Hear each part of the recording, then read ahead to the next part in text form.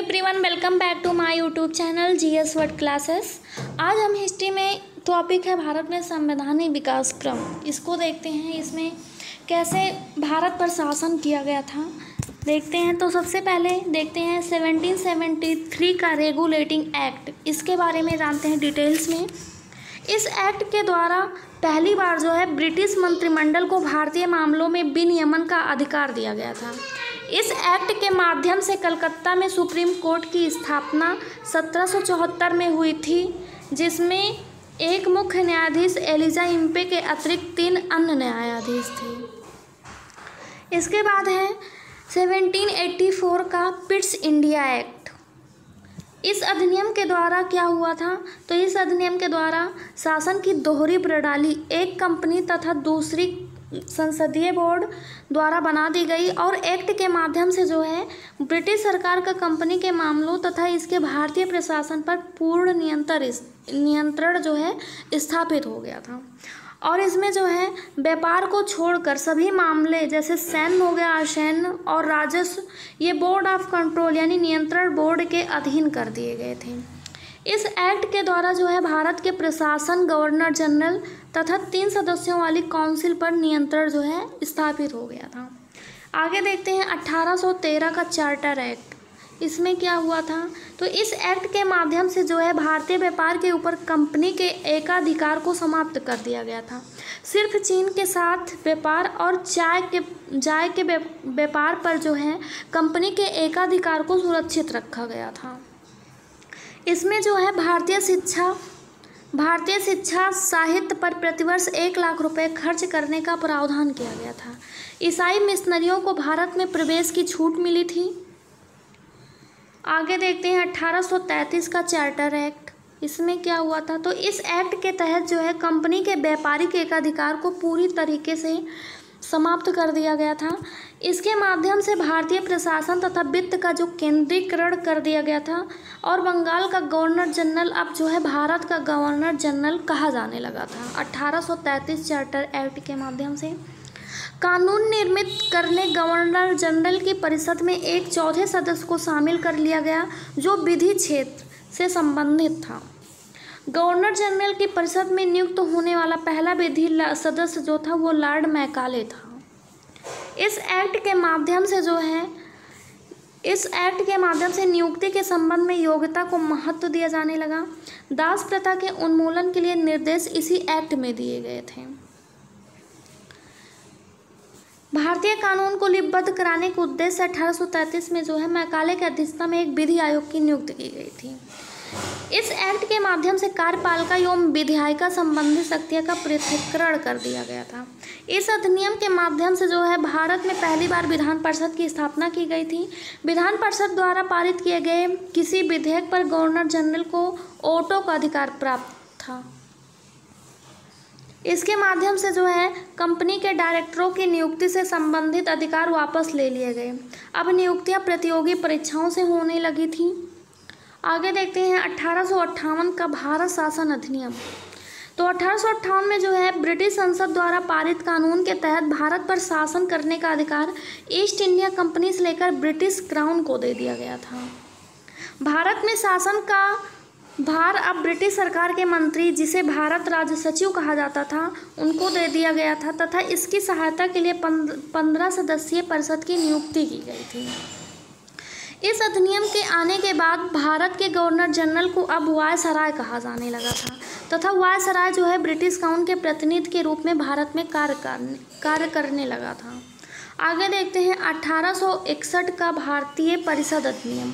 Viceroy के कार्यकारिणी परिषद में 5वें सदस्य के रूप में विधेयकता की नियुक्ति की गई थी। इसके तहत जो है भारत में विभागीय प्रणाली यानी पोर्टफोलियो सिस्टम की शुरुआत की गई थी। कैनिंग ने प्रत्येक विभाग को एक सदस्य के नियंत्रण में रखा। इस रूप में देखा जाए तो कैनिंग ने एक प्रकार से मंत्रिमंडलीय व्यवस्था की नींव रखी थी।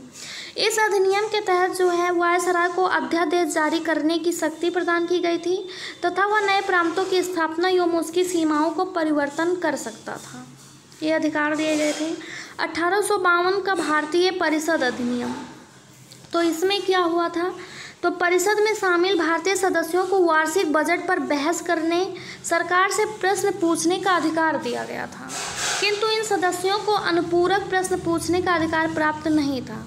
इस अधिनियम के तहत परोक्ष निर्वाचन की पद्धति की शुरुआत की गई थी। आगे देखते हैं 1909 का मार्ले मिंटो सुधार।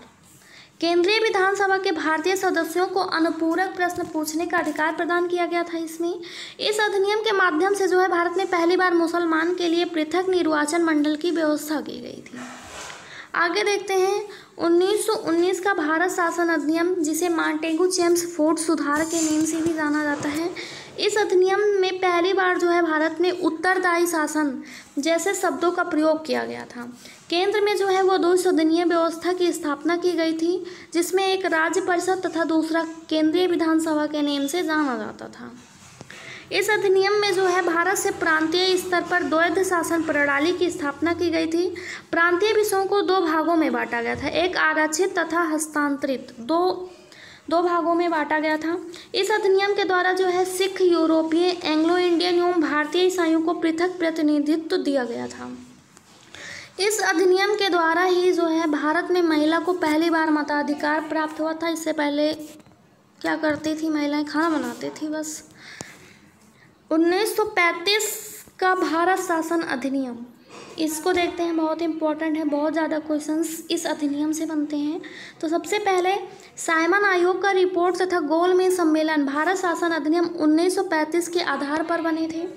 इस अधिनियम के द्वारा ही भारत में पहली बार संघात्मक सरकार की स्थापना का प्रयास किया गया, जिसमें ब्रिटिश भारत के प्रांत तथा देशी राजवाड़े शामिल होने लागू नहीं हो सका। प्रांतीय स्तर पर दैत्य शासन को समाप्त करके केंद्र सरकार पर दैत्य शासन प्रणाली स्थापित की गई। केंद्रीय विधान मंडल में 2 सदन थे, एक संघीय तथा एक राज्य परिषद, यानी 2 भागों में बट गया था, 2 सदन थे इसके द्वारा प्रांतों में स्वायत्तता प्रदान की गई तथा प्रांतीय विषयों पर विधि बनाने का अधिकार प्रांतों को दे दिया गया। गवर्नर जनरल सभी कार्य मंत्री परिषद की सलाह से ही करता था। थोड़ा सा भारत में सिविल सेवा के बारे में जान लेते हैं। तो ये जो है लॉर्ड ब्लेजली द्वारा 1800 में सिविल सेवा में आने वाले युवाओं को प्रशिक्षण के लिए कलकत्ता में फोर्ट विलियम कॉलेज की स्थापना की गई थी। बाद में कंपनी के निदेशकों ने कलकत्ता की जगह इंग्लैंड के हैलीबरी में जो है ईस्ट इंडिया कॉलेज की स्थापना की गई तथा यही सिविल सेवकों को प्रशिक्षण देना शुरू किया गया था। मॉन्टेगू चेम्सफोर्ड रिपोर्ट में सिविल सेवा यानी कि इंडियन सिविल सर्विस की परीक्षा जो है इंग्लैंड और भारत में एक साथ कराने की संतुष्टि दी गई। 1922 में इंडियन सिविल सर्विस की परीक्षा भारत और इंग्लैंड में एक साथ कराने लगी। रॉयल कमीशन, इसे ली कमीशन के नाम से भी जाना जाता है, की अनुशंसा पर 1926 में भारत में लोक सेवा आयोग का गठन किया गया। आगे देखते हैं इस अधिनियम के माध्यम से यानी कि 1935 वाले अधिनियम के माध्यम से जो है माध्यम से बर्मा को पृथक कर दिया तथा 2 नए प्रांत सिंध एवं उड़ीसा का निर्माण किया गया। इस अधिनियम के तहत विषयों को 3 श्रेणियों में विभक्त कर दिया गया, संघ सूची, राज्य सूची और समवर्ती सूची। 1935 के अधिनियम के तहत ही जो है संघीय न्यायालय की स्थापना की गई। कांग्रेस ने इस अधिनियम को निराशाजनक कहकर इसकी निंदा की। वहीं जवाहरलाल नेहरू ने इसे अनेक ब्रेकों वाला किंतु इंजन रहित गाड़ी की संज्ञा दी तथा इसे गुलामी का अधिकार पत्र भी कहा।